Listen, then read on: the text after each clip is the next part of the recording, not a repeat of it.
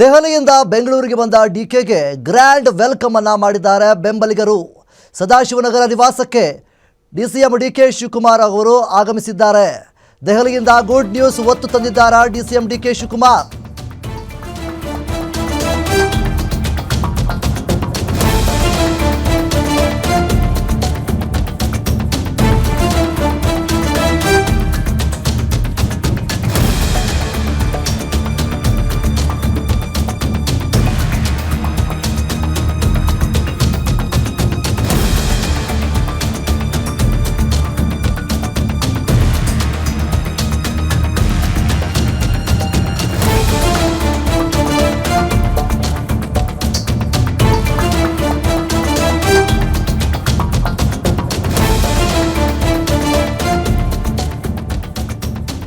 DCM DK Shivakumar ಅವರು ದೆಹಲಿಯಿಂದ ಈಗಾಗಲೇ ಬೆಂಗಳೂರಿಗೆ ಬಂದಿದ್ದಾರೆ. ಗ್ರ್ಯಾಂಡ್ ವೆಲ್ಕಮ್ ಅನ್ನ ಮಾಡಿದ್ದಾರೆ ಅವರ ಬೆಂಬಲಿಗರು.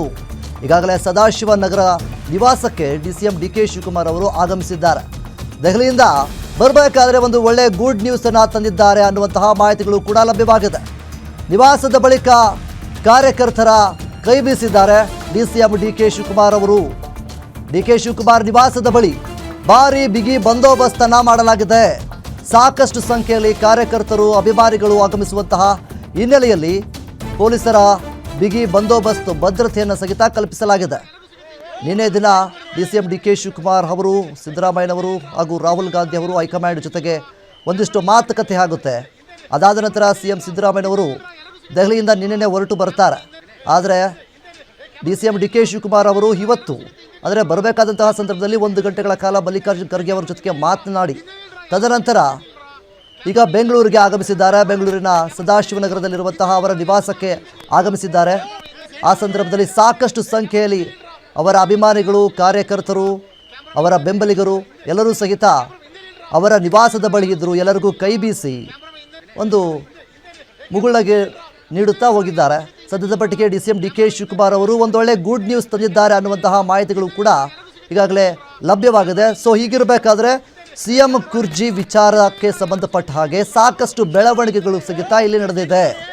ಯಾಕಂದರೆ ನಿನ್ನೆ ದಿನ ಸಿದ್ದರಾಮಯ್ಯನವರು ಏನು ಬೆಂಗಳೂರಿಗೆ ಬಂದರು, ಆದರೆ ಡಿಸಿಎಂ ಡಿಕೆ ಶಿವಕುಮಾರ್ ಅವರು ಮಾತ್ರ ಇವತ್ತು ಸಹಿತ ದೆಹಲಿಯಲ್ಲಿ ಇದ್ದು ವರಿಷ್ಠರ ಜೊತೆಗೆ ಮಾತನಾಡಿಕೊಂಡು ಈಗ ಬೆಂಗಳೂರಿಗೆ ಎಂಟ್ರಿ ಕೊಟ್ಟಿದ್ದಾರೆ. ಅವರ ನಿವಾಸಕ್ಕೂ ಸಹಿತ ಎಂಟ್ರಿ ಕೊಟ್ಟಿದ್ದಾರೆ. ಸೊ ಡಿಸಿಎಂ ಡಿಕೆ ಶಿವಕುಮಾರ್ ಅವರು ಬರ್ತಾ ಇದ್ದಾರೆ ಅಂತ ಗೊತ್ತಾದ ತಕ್ಷಣ ಸಾಕಷ್ಟು ಬಿಗಿ ಬಂದೋಬಸ್ತನ್ನು ಸಹಿತ ಪೊಲೀಸರು ನಿಯೋಜನೆ ಮಾಡಿದರು. ಸಾಕಷ್ಟು ಸಂಖ್ಯೆಯಲ್ಲಿ ಪೊಲೀಸರನ್ನು ಸಹಿತ ಕರೆಸ್ಕೊಂಡಿದ್ದರು, ಬಿಗಿ ಬಂದೋಬಸ್ತನ್ನು ಮಾಡಿದರು. ಯಾಕೆಂದರೆ ಸಾಕಷ್ಟು ಸಂಖ್ಯೆಯಲ್ಲಿ ಅಭಿಮಾನಿಗಳು ಜೊತೆಗೆ ಬೆಂಬಲಿಗರು ಎಲ್ಲರೂ ಸಹಿತ ಅವರ ನಿವಾಸದ ಬಳಿ ಬಂದಿದ್ದರು. ಈ ಒಂದು ಕಾರಣಕ್ಕೆ ಬಿಗಿ ಬಂದೋಬಸ್ತನ್ನು ಸಹಿತ ಮಾಡಿದರು. ಸೊ ಡಿಕೆ ಶಿವಕುಮಾರ್ ಅವರು ಇಷ್ಟು ದಿನಗಳ ಕಾಲ ಕಂಡಂಥ ಕನಸು ಈಗ ನನಸಾಗುತ್ತಾ ಅನ್ನುವಂಥದ್ದು ಕೂಡ ಒಂದು ಕಡೆ ಪ್ರಶ್ನೆ ಆಗ್ತಾ ಇದೆ. ಯಾಕೆಂದರೆ ಸಿಎಂ ಕುರ್ಚಿ ವಿಚಾರ ಸಾಕಷ್ಟು ದಿನಗಳಿಂದ, ಸಾಕಷ್ಟು ತಿಂಗಳಿಂದ ಇದು ಚರ್ಚೆ ಆಗ್ತಾ ಇತ್ತು. ಯಾವಾಗ ಕಾಂಗ್ರೆಸ್ ಅಧಿಕಾರಕ್ಕೆ ಬಂತು ಆಗಲಿಂದ ಈಗಿನವರೆಗೂ ಸಹಿತ ಚರ್ಚೆ ಆಗ್ತಾ ಇತ್ತು.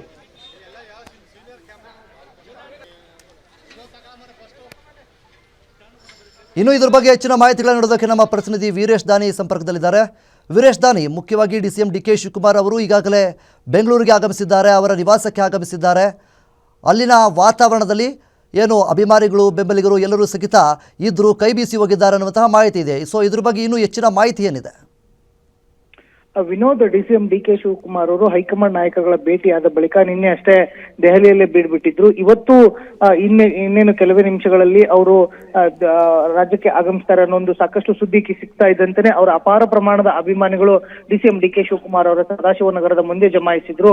ಡಿಸಿಎಂ ಡಿಕೆ ಶಿವಕುಮಾರ್ ಅವರು ಸದಾಶಿವನಗರಕ್ಕೆ ಆಗಮಿಸ್ತಾ ಇದ್ದಂತೆಯೇ ಅವರ ಅಭಿಮಾನಿಗಳು ಸಹ ಡಿಕೆ ಅನ್ನೋ ಒಂದು ಘೋಷಣೆ ಕೂಗೋದ್ರ ಜೊತೆಗೂ ಸಹ ಜಯಘೋಷವನ್ನ ಮೊಳಗಿಸಿರುವಂತದ್ದು.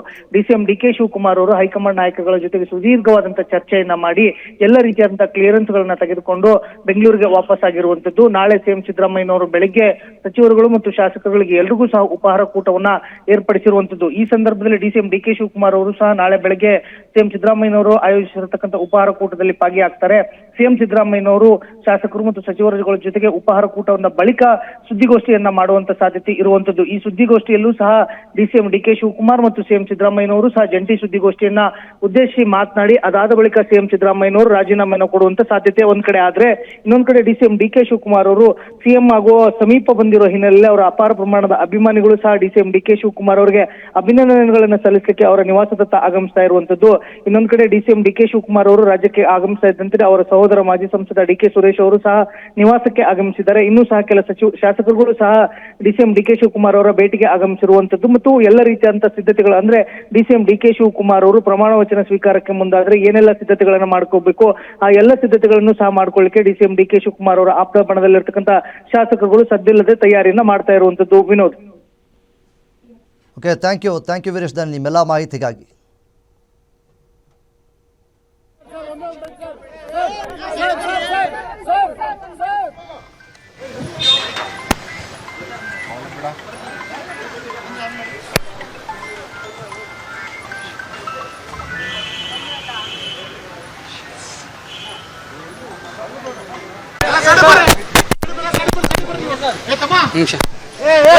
ಸೈಡ್ ಬರ್ರಿ.